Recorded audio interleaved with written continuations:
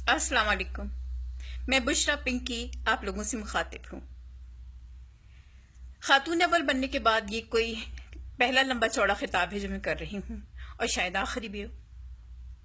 मैं आप लोगों को बताना चाहती हूँ कि खान साहब एक नहायत सादा तबीयत आदमी है, बेइंतहा सादगी उनकी तबीयत में है।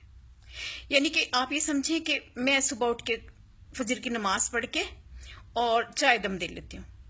तो खान साहब ने कहा है कि 2 प्याली चाय हम दोनों मियाँ बीवी को चाहिए, तुम 1.5 बनाया करो, आधा कप चाय का बचा करेगा, पौनी पौनी प्याली दोनों पी लिया करेंगे।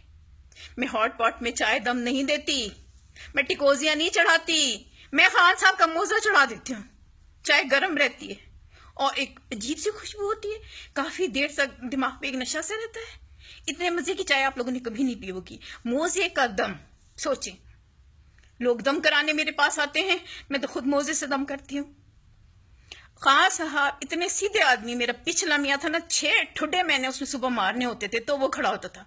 खान साहब को मैं कान पकड़ते यहीं खड़े हो जाते हैं। सादगी का ये आलम है जनाब। हम दोनों मियाँ बीवी के पास एक जोड़ चप्पल है, सीधे पाँव में वो पहनते, उल्टे में मैं पहनती हूँ। सारा दिन लंगड़ी पाला खेलते खेलते गुजर जाते हैं हमारा, ऐसे हम दिन काट रहे।